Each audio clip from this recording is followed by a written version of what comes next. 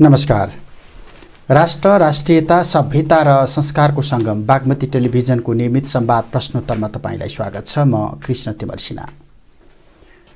सर्वोच्च अदालतको आदेशपछि शेरबहादुर देउवा नेतृत्वको सरकार गठन भएको 8 महिना पछाडि नेपालबाट प्रधानमन्त्री स्तरको भारत भ्रमण भएको छ। भारत भ्रमणका सन्दर्भमा सरकारले केही पनि तयारी गरेन, एजेन्डाहरू केही पनि भएनन्। भारतसँग हाम्रो ठूलो सीमा समस्या छ, भारतसँग व्यापार घाटाको कुरा छ। नेपालले जारी गरेको नयाँ नक्साका सन्दर्भमा भारतले त्यसलाई मान्यता दिइराखेको छैन। अझै खुलेर नेपालको संविधानलाई नै भारतले स्वागत नगरिराखेको अवस्था छ। यस्तो परिस्थितिमा शेरबहादुर देउवाले दिल्लीको निम्तो स्वीकार गर्दै गर्दा नेपालले धेरै एजेन्डाहरू लिएर जान सक्थ्यो, धेरै एजेन्डाहरूका विषयमा प्रधानमन्त्री तहमा छलफल गर्न सक्थ्यो। एजेन्डाहरू धेरै थिए, तर शेरबहादुर देउवा नेतृत्वको प्रतिनिधिमण्डलले दिल्लीसँग केही पनि संवाद नगर्ने भयो। मात्रै सद्भाव वृद्धिका लागि, विश्वास अभिवृद्धिका लागि भ्रमण केन्द्रित भयो भन्ने टीका टिप्पणी भइराखेको छ। आज हामी समग्रतामा नेपाल र भारतका बीचमा कस्ता कस्ता समस्या छन्, विशेष गरी भूगोलसँग जोडिएको समस्या, सिमानासँग जोडिएका समस्या, अनि भारतले हार्दिकतापूर्वक नेपाललाई फिर्ता गरिदिनु पर्ने जमिनमा तिक्ततापूर्ण व्यवहार गरिराखेको समस्या, यही विषयमा जोडिएर सीमाविद, भूगोलविद बुद्धिनारायण श्रेष्ठसँग संवाद गर्दैछौँ। स्वागत छ यहाँलाई। धन्यवाद छ। सन्दर्भ प्रधानमन्त्रीको भारत भ्रमण। नयाँ सरकार आइसके पछाडि दिल्ली जानै पर्ने एउटा हाम्रो राजनीतिक परम्परा हामीले स्थापित गऱ्यौँ। त्यही परम्पराको निरन्तरता सरकार गठन भएको 8 महिना पछाडि शेरबहादुर देउवालाई दिल्लीले बोलायो, उहाँ जानुभयो। तर दिल्लीमा गएर प्रधानमन्त्रीको स्तरमा हामीले संवाद गर्नुपर्ने थाँती रहेका विषयहरू धेरै थिए होलान् सायद 2073 साल यता। त्यो हामीले बोक्न सकेनौँ कि उठाउन सकेनौँ कि अथवा दिल्लीले त्यसलाई एड्रेसै गर्न चाहेन। अहिले आइराखेका सतही जुन जे जस्ता टीका टिप्पणी छन् त्यसमा उभिएर हेर्दाखेरि उठाउनु पर्ने कुराहरू के थिए र हामीले के बोक्न सकेनौँ। अब अहिले हाम्रो प्रधानमन्त्रीको भ्रमण चाहिँ सद्भाव भ्रमण भनिएको छ। विश्वास दिने र विश्वास लिने काम। अलिकति चिसोपना आएको थियो भारत र नेपालको बिचमा नक्साको कुरालाई लिएर, खास गरेर बुच्चे नक्साको कुरालाई लिएर भएको थियो। त्यसलाई अब निमिट्यान्न पार्नको निमित्त सद्भाव भ्रमण भनेर भनिएको छ। धेरै राम्रो कुरो हो। अब के कुरो उठाउनु पर्ने थियो भन्ने सम्बन्धमा म सीमा सम्बन्धी एउटा अध्ययन विश्लेषण गरिरहेको मान्छे भएको भएले म कुनै कुरा सीमा मात्रै केन्द्रित गरौँ, सीमामा मात्रै भन्नलाई अनुमति दिनुहुन्छ। मलाई त लाग्छ अहिले हाम्रो प्रधानमन्त्रीले भारतमा गएर सीमा सम्बन्धमा चाँडा बुदामा कुरा उठाउनु पर्ने हुन्छ। जस्तो पहिलो बुदा मलाई लाग्छ अब यो कालापानी, लिपुलेक, लिम्पियाधुरा सीमा समस्या समाधान गरौँ भन्ने समाधानतिरको कुरा उठाउनुपर्छ। अर्को कुरा चाहिँ सीमावर्ती क्षेत्रका नेपाली जनताहरू डुबानमा जल जमाउमा परिरहेका छन्। त्यसकारण त्यसलाई समस्या समाधान गर्नु पर्यो भारतीय संरचनाका कारणले भएर। यो दुईटा दोस्रो कुरो। अब तेस्रो कुरो मलाई के लाग्छ भने खुला सीमालाई दुरुपयोग गर्न दिनु भएन, अघि छाडा छोड्नु भएन इत्यादि। यो तेस्रो कुरो। चौथो कुरो चाहिँ म के भन्छु, मलाई के लाग्छ भनेदेखि चाहिँ अब अन्तर्राष्ट्रिय हवाईजहाजहरू नेपालमा पस्दाखेरि आकाशीय हवाई मार्ग चाहिँ अब अहिले एक ठाउँबाट मात्रै पस्न भारतले अनुमति दिएको छ। कमसेकम 3 ठाउँबाट पस्न अनुमति दिने भनेर यो चाँडा बुदाहरूको बारेमा कुराकानी भएर हाम्रा इन्ट्रेस्टका कुराकानी भएर अन्तिममा अनि यसबारेमा गृह कार्य हुँदै जाने हो। यो कुरो सुरु मात्रै भयो भने पनि ठुलो काम हुन्छ। हाम्रो प्रधानमन्त्रीले ठुलो काम गरेको। अब यहाँ तपाईँले विषय प्रवेश गराएको भारतको मन चिसो छ, तिक्ततापूर्ण छ, कारण हामीले चुच्चे नक्सा निकाल्यौँ, बुच्चे नक्सा फाल्दियौँ। अब त्यही चुच्चे नक्सासँगै जोडिएको भूगोल चाहिँ तिमीले फिर्ता गर्ने कि नगर्ने भनेर हामीले कुरा उठायो भने त सम्बन्धहरू चिसिन्छ होला भन्ने डर हो कि? अब यो नक्सै निकाल्दाखेरि यत्रो द्वन्द्व छ हो। मलाई पनि त्यही लाग्छ।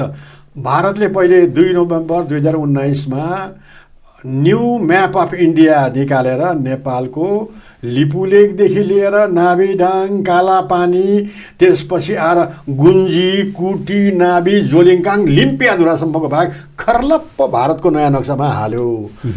नेपालले यसबारेमा कुराकानी गरौँ, यो त हाम्रो हो भनेर चाहिँ भन्दाखेरि मानेन। नेपालले डिप्लोमेटिक नोट 5 चोटि पठाउँदाखेरि पनि अब कोभिडको कारण देखाएर इत्यादि देखाएर कुराकानी भएन। अनि नेपालले विवश भएर चुच्चे नक्सा निकाल्यो। हेर्नुहोस्, अब सन् 2020 को मे 20 तारिकका दिनमा ती सबै भाग आफ्नो सरहदमा पारेर चुच्चे नक्सा निकाल्यो। यति भएपछि एउटै क्षेत्रको नक्सा भारतबाट र नेपालबाट नक्सा निक्लेको खप्टियो, ओभरल्याप भयो। ओभरल्याप भइसकेपछि चाहिँ अनि भारतले के भन्यो, नेपालले चुच्चे नक्सा निकालेपछि हामीले नोट गरेका छौँ मात्रै भन्यो है। त्यसमा असहमत सहमत केही पनि जनाएन है। त्यसकारण यस्तो अवस्था भएको हुनाले वार्ता नै हुन सकिरहेको थिएन दुईटा देशको बिचमा। यही सीमाको कारणले गर्दाखेरि यत्रो वर्षको सम्बन्ध चाहिँ अलिकति चिसो आएको थियो। हेर्नुहोस्, अब नेपाल र भारतको सम्बन्ध त हिजो आजदेखिको त होइन नि, सरकारी लेभलमा मात्रै होइन, जनताको लेभलमा पनि छ यो त है, जम्मै व्यापारिक लेभलमा पनि छ। यस्तो कुरो चाहिँ नेपाल र भारतको सम्बन्ध यसरी चिसिएर जानु हुँदैन थियो। अब हाम्रो प्रधानमन्त्रीले यी कुराहरूलाई अब कमसेकम सुरु गराउने, वार्ता गर्ने कुरो पनि गरेर अहिले आउनुभयो भनेदेखि दुई देशको सम्बन्ध अझ प्रगाढ हुन्छ र सम्बन्ध माथितिर लाग्न सक्छ भन्ने मेरो सोचाइरहेको छ। अब यो भारतले त आफ्नो नक्सा निकाल्दैखेरि भन्यो नि, हामीले निकालेको नक्सामा हाम्रो स्वामित्वमा रहेको अथवा सार्वभौम क्षेत्र मात्रै समेटिएको छ। यसको अर्थ हामीले नेपालको भूमि मिचेकै छैनौँ। उसले त प्रष्टताका साथ पहिले भनिसकेको छ। हामीले पछि निकालेको नक्सालाई उसले मान्यता किन दिने हो? तर मान्यता भनेको के हुन्छ भने भूगोलमा अथवा सिमानामा चाहिँ त्यसको स्वामित्व प्रभुसत्ता कसको हो भन्ने कुरो पुराना नक्सा, डकुमेन्ट अथवा भनौँ रेभेन्यू कलेक्सनहरू, पुराना चाहिँ किताबहरू हेरेर हुन्छ।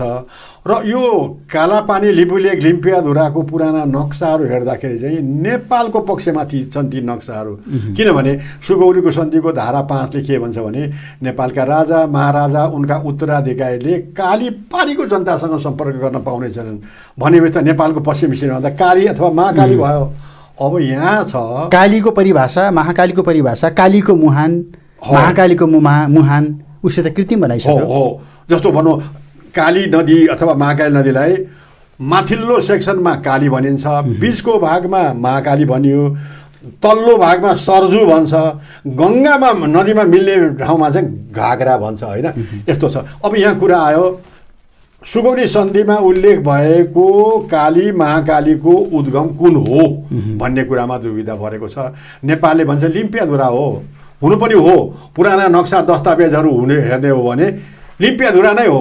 जस्तो सन् 1819 को नक्सा, सन् 1827, सन् 1856 को धेरै नक्साहरू छन्। तिनीहरूले त्यसमा चाहिँ के लेखेको छ भने लिम्पियाधुराबाट निक्लेको नदीलाई रिभर KLEE लेखेको छ। अनि पछि भारतले निकालेको नक्सा, भारत स्वतन्त्र भइसकेपछि निकालेको नक्साहरूमा डिस्टोर्ट गरेर त्यो कालीलाई कुटियाङ्ठी भनेर नामाकरण गरिदियो, नाम बदलिदियो।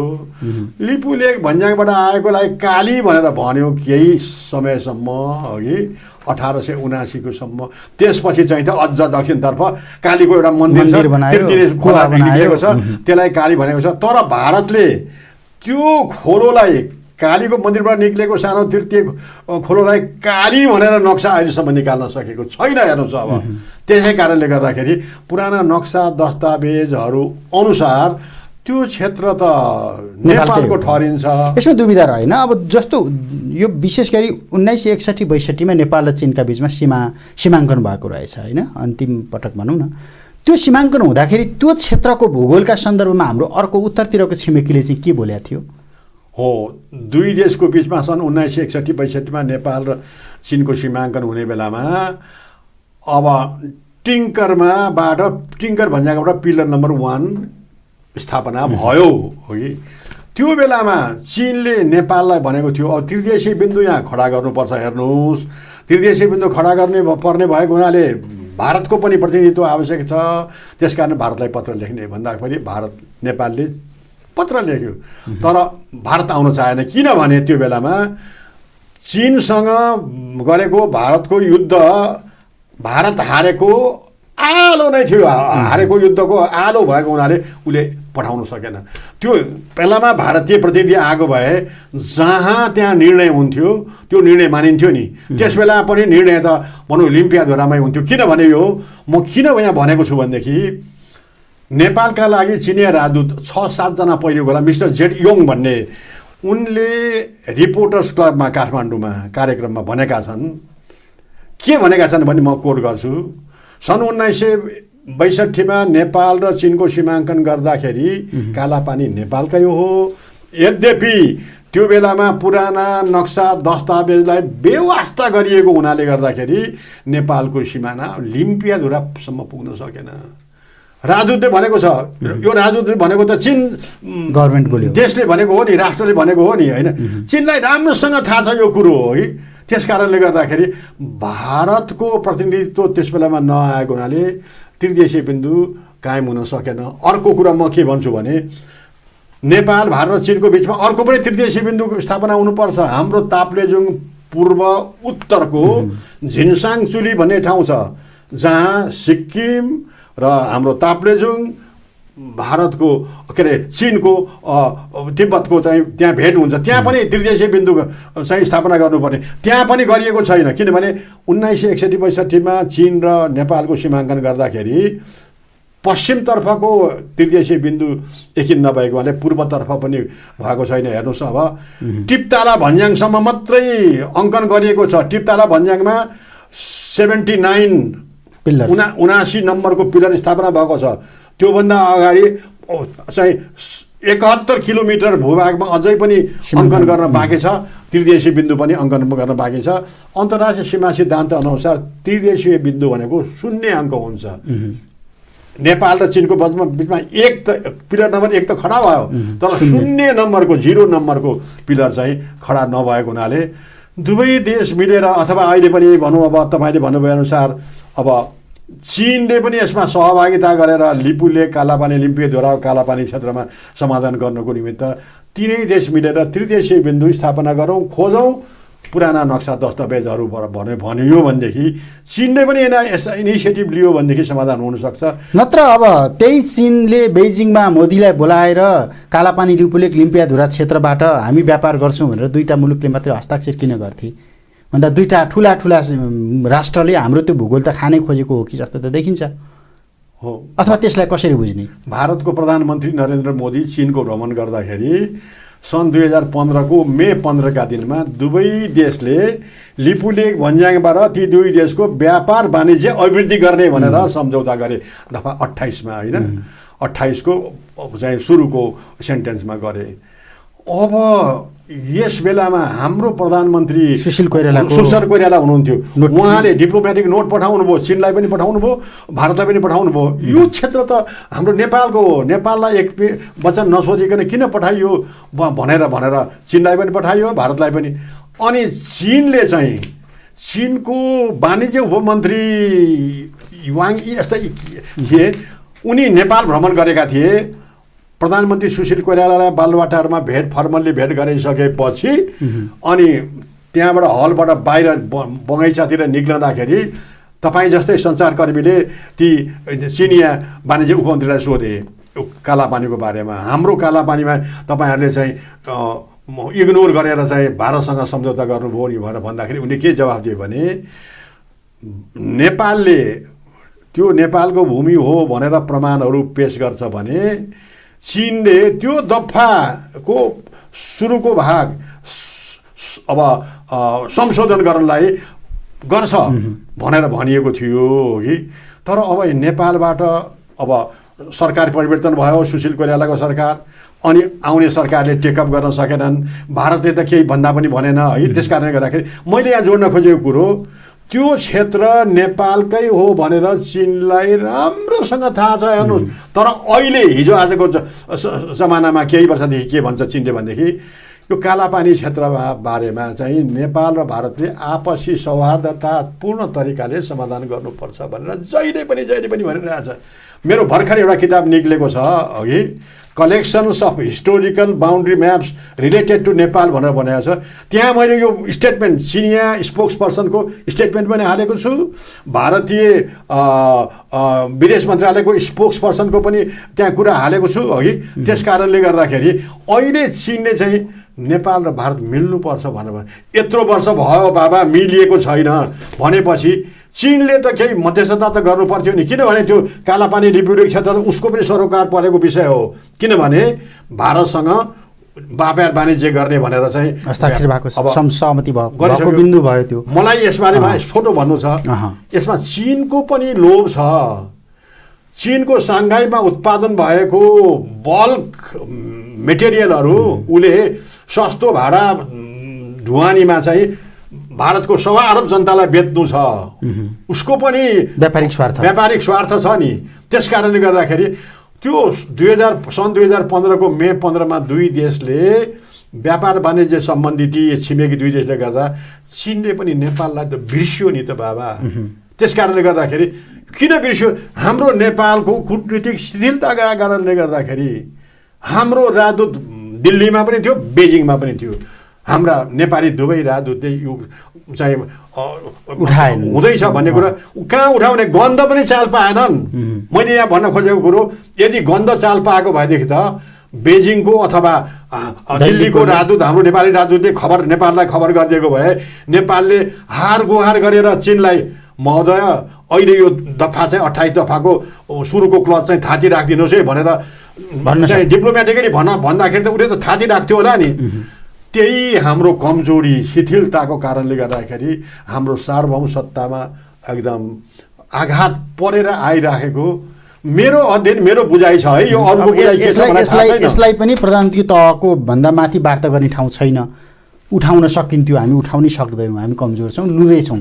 अर्को, नेपालले नक्सा जारी गर्ने सन्दर्भ चाहिँ 2032-33 सालबाट सुरु भयो। कालापानी लिपुलेक लिम्पियाधुरामा गइसके पछाडि त्यहाँ हरियो रङ लगाउन ठ्याक्कै छोडिएको भन्ने एउटा नक्सा पनि बाहिर आइरहेको छ होइन? त्यो 32-33 सालको सम्मत 2032 सालको कुरा। त्यति बेला त्यो दरबारले यो नक्साका सन्दर्भमा राय मागेको थियो र पछिल्लो समयमा त्यो चाहिँ नेपालकै नक्सामा गाब्नु भन्ने राय पनि गएको थियो। त्यो नक्सा चाहिँ जङ्गी अड्डामा अहिले पनि सुरक्षित छ भनिएको छ, रायको फाइल सुरक्षित छ भनिएको छ। तर हामीले त्यसभन्दा पछाडि त्यो नक्सामा त्यो जोड्न सकेनौँ। यो इतिहास चाहिँ कहाँनिर गएर टुट्यो? यसको पृष्ठभूमि नापी विभागले फेरि कालापानीमै जोडिन खोजिरहेको छु। नापी विभागले सर्वप्रथम आफ्नै देशमा आफ्नो देशको नक्सा बनाउन सुरु गर्यो। त्यो बेलामा युएनडिपीको सहायता थियो नापी विभागको स्थलबुट नापी शाखामा। त्यस बेलामा युएनडिपीबाट आएका एक्सपर्ट थिए, क्यालावे भन्ने चाहिँ एक्सपर्ट थिए कि। अब उनी समेत मिलेर चाहिँ अनि नक्सा बनाउँदै लगियो, सिमाना कोर्दै लगियो। कालापानीमा भनौँ हाम्रो दार्चुलाबाट, भारतको दार्चुलाबाट उत्तरतर्फ सिमाना कोर्दै गर्ब्याङ लगियो। गर्ब्याङबाट उत्तर लगेपछि लिपुलेकबाट आउने नदी र लिम्पियाजोडबाट आउने नदी जहाँ सङ्गम हुन्थ्यो त्यसपछि सिमाना कतातिर लैजाने त? अब कालापानी अलिकति पूर्व उत्तरतिर कालापानी छ, अनि राखियो त्यत्तिकै सिमाना कोर्न राखियो, थाती राखियो। अनि हुम्लाबाट चाहिँ ल्याउने सिमाना पनि लिएर आएर च्याङ्ला भन्याङको छेउछाउ राखेर चाहिँ थाती राखियो, खुँडेको रूपमा राखियो है। अनि त्यसपछि नापी विभागले फाइल उठाएर अब यसलाई कतापट्टि लैजाने त? सिमानालाई लिपुलेकतिर लैजाने कि लिम्पियाधुरतिर लैजाने भनेर अनि फाइल अघि बढ्यो, दरबारमा पुग्यो मैले जाने बुझेअनुसार। अनि त्यो दरबारबाट धेरै समय आएन। त्यो बेलामा म नापी विभागको योजना शाखाको प्रमुख नापी अधिकृत योजना प्रमुख थिएँ। मेरो हाकिम हुनुहुन्थ्यो महानिर्देशक अर्जुन बहादुर बस्नेत। उहाँले दरबारमा ताकिदा गर्नुभयो गरे त्यो फाइल चाहिँ तत्कालीन शाही नेपाली जङ्गी अड्डामा गएको रहेछ। उहाँले त्यहाँ पनि ताकिदा गर्नुभयो, अनि फिर्ता आयो फाइल, केही समयपछि फिर्ता आयो। र राय चाहिँ के आयो? अब अहिलेलाई अब दरबारबाट अहिलेलाई अब सिमाना चाहिँ लिपुलेक पारेर अङ्कन गरेर गर्ने, पछि लिम्पियाधुराको बारेमा चाहिँ पछि गर्दै गर्ने भनेर चाहिँ त्यो भयो। र यो कुरो तत्कालीन जर्नल भरतकेशर सिंह मेरो किताब विमोचनमा उहाँ वक्ता हुनुहुन्थ्यो। बोर्डर म्यानेजमेन्ट अफ नेपाल भन्ने मेरो किताब चाहिँ विमोचनमा उहाँ एकजना वक्ता हुनुहुन्थ्यो। वक्ताको बेलामा पनि उहाँले भन्नुभएको छ, हेर्नुहोस् अब त्यस बेलामा चाहिँ भारतसँगले भर्खर भारत युद्धमा हारेको, चिनसँग युद्धमा हारेको, त्यस कारणले अहिले कुरा गर्नलाई उसलाई फुर्सद नभएको हुनाले गर्दाखेरि अहिले हामीले यो बमोजिम अब लिपुलेख पुर्याएर नक्सा बनाऊ, पछि हामी कुरा गरेर लिम्पियाद्वारा ल्याउँला भनेर थातिरहेको थियो भनेर उहाँले भन्नुभएको थियो। मैले मेरो त्यो नेपालको सिमाना के अरे नेपालको सिमाना भन्ने अर्को एडिसनमा चाहिँ मैले फेरि यो कुरा पनि मैले उल्लेख गरेको छु है। यसकारण हामीले त्यो बेलामा चाहिँ अब चुच्चे नक्साको बदलामा बुच्चे नक्सा निकाल्यौँ, तर भारतले त थेप्चे नक्सा बनाइदियो, त्यो पनि खाइदिएर थेप्चो पारो। अनि मेरो अघि भनेको मेरो किताब हिस्टोरिकल बोर्डर म्याप्समा चाहिँ मैले 5 प्रकारको नक्सा राखेको छु। चुच्चे नक्सा, बुच्चे नक्सा, थेप्चे नक्सा, खुँडे नक्सा, फुर्के नक्सा। तपाईँले खुँडे नक्साको कुरा गर्नु, मैले फुर्के नक्सा अहिले नेपालले निकालेको नक्सा चाहिँ फुर्के नक्सा हो। यो 5वटा प्रकारको चाहिँ नक्साको विवरण मैले मेरो किताबमा भर्खर किताब आधिकारिक चाहिँ कुन हो, हाम्रो हामीसँग भएका प्रमाणले भेट्टाउने नक्सा चाहिँ कुन हो भन्ने हो प्रश्न त। अब नेपालको निमित्त आधिकारिक भनेको फुर्के नक्सा हो कि चुच्चे नक्सा हो? अहिले भनौँ अब नक्सा भनेको संशोधन गरेर लेटेस्ट फुर्के प्रमाण मानिन्छ अघि। त्यसकारण अहिलेको फुर्के नक्सा चाहिँ नेपालले दाबी गरेको अहिलेको आधिकारिक नक्सा चाहिँ फुर्के नक्सा नै हो। योभन्दा अगाडि हाम्रो नक्सामा त्यो भूगोल कहिल्यै परेन, यसको अर्थ अथवा 2032 भन्दा अगाडि भारतमा छापेर ल्याउने नक्सामा परेको थियो। तर हेर्नुहोस् त्यो बेलामा पनि 32 सालको सम्मत 32 सालको तपाईँले कुरा गर्नुभयो, त्यो बेलामा भनौँ अब कालापानीको चाहिँ नेपालमै पारिएको छ, लिपुलेख नेपालमै पारिएको छ त्यो बेलामा पनि हेर्नुहोस् अब। तर अहिले भारतले त्यो कालापानीमा पनि सरकारी क्याम्प राखेको छ, इन्डो टिबेटन बोर्डर पुलिस अलि अगाडि राखेको छ, लिपुलेख भन्ज्याङमा पनि अब बोर्डर फोर्सहरू खडा गरेको छ। भनेपछि त नेपालले सम्मत 2032मै प्रकाशित गरेको नक्सामा पनि भारतले अतिक्रमण गरेको छ। त्यो चाहिँ 62 वर्ग किलोमिटर हो र लिम्पियाधुरासम्मको चाहिँ 392 वर्ग किलोमिटर हो अघि। त्यस कारणले गर्दाखेरि अब यी 392 वर्ग किलोमिटरको भूभाग समेटेर अहिले नेपालले फुर्के नक्सा निकालेको छ। निकाल्यो, दिल्लीले मान्यता दिएको छैन, समस्या छैन, खालि नोट गर्यौँ मात्रै भनेको छ। अब राजनाथ सिंह त्यही कोखोमा गएर बाटो उद्घाटन गर्छन्, नरेन्द्र मोदी त्यही कोखोको बाटो विस्तार गर्दै हिँड्छन्, तर हाम्रो परराष्ट्र मन्त्रालय एउटा कूटनीतिक नोट लेख्न सक्दैन अथवा हाम्रा सरकारमा रहेका दलहरू यो विषयमा बोल्न सक्दैनन्। अनि हामीले दिल्ली भ्रमण अथवा बेजिङ भ्रमण अथवा युएन भ्रमण त्यसबाट अपेक्षा के गर्ने?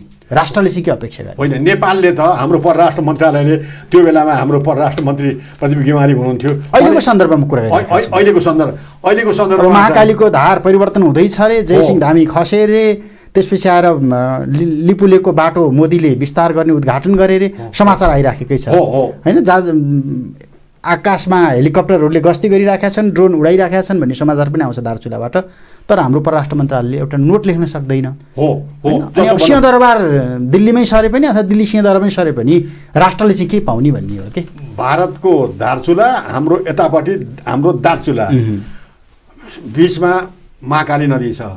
भारतले डोजर लगाएर हाम्रोतिरको ठुल्ठुला ढुङ्गाहरू उखेलेर लिएर गएर उसकोतिर रिटेनिङ वाल लगाएको छ। रिटेनिङ वाल लगाउँदाखेरि चाहिँ स्वभावतः नदी चाहिँ उतातिर नबगेर नेपालतर्फ आएर नेपालको भूभागमा छे गरेको छ।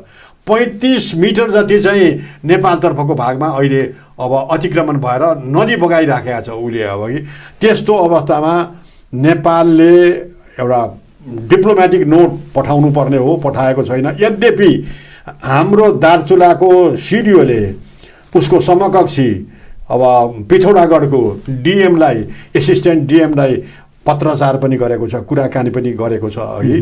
तर यो कुरो चाहिँ केन्द्रीय स्तरबाट आउनुपर्ने हो, त्यो बेलामा आउन सकेन। सायद अहिले हाम्रो प्रधानमन्त्री जाँदै हुनुहुन्छ, यो कुरा पनि आउँछ कि हाम्रो जयसिंह धामी चाहिँ तुइनमा झुन्डेर आउँदाखेरि चाहिँ भारतीय एसएसबीले तुइन फुकालिदिएर उनी चाहिँ महाकाली नदीमा चाहिँ हराए। छ्याप्ल्याएर हराए, उनको अझै पत्ता छैन।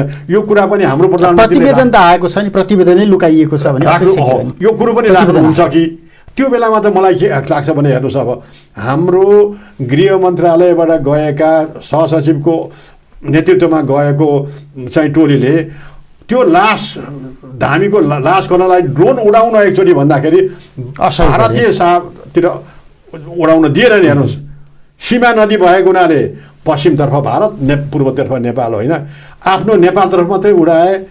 त्यति ड्रोन उडाउनलाई पनि भारतले सहयोग गरेन नेपाललाई, अनि सम्बन्ध चिसिएको भन्नु नै पर्ने कुरा आउँछ, खण्ड हुन आउँछ।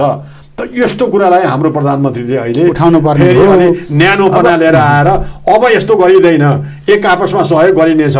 त्यो तुइनमा काटिएर चाहिँ अब चाहिँ गरेको जसले तुइन फुकायो त्यो एसपिसीलाई हामी कारबाही गर्छौँ भन्ने कुरा आयो भने सम्बन्धमा न्यानोपना आउँछ नेपाल। अब त्यही कालापानी लिपुलेक लिम्पियाधुराकै प्रश्नमा यो समस्याको अहिलेसम्मको जोडजुलुम हेर्दाखेरि भारतले सहजतापूर्वक यो जमिन छोड्ने स्थिति देखिँदैन भन्दा यो समस्याको समाधान चाहिँ के हुनसक्छ?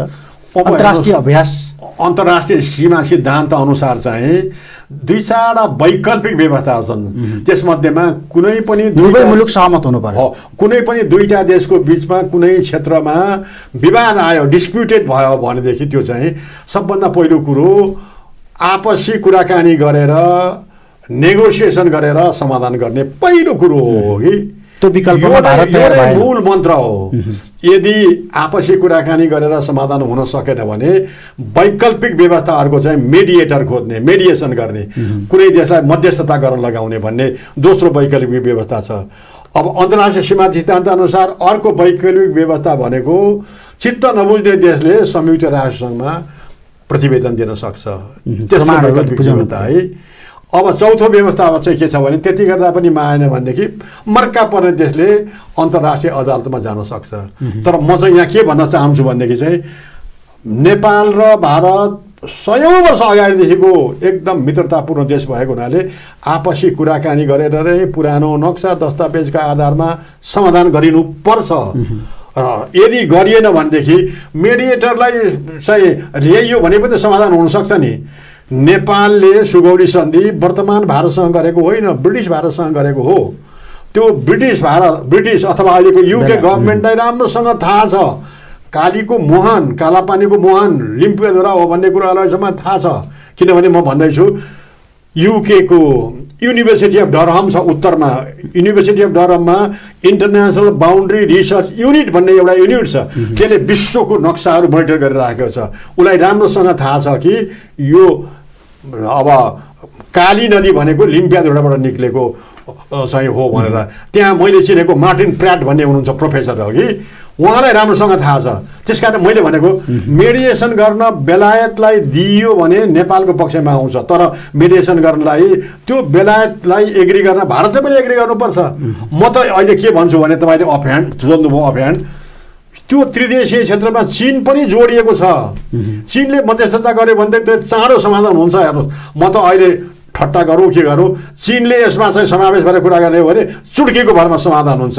कालापानीको भाग उसँग पनि जोडिएको सन्दर्भ भयो, जोडेको हो। तर चीन जहिले पनि नेपाल र भारतको विषय हो यो कालापानी भनेको, दुवै देश आपसी सहमति भएर कुराकानी गर्नुहोस् भने धेरैचोटि भनिसक्यो।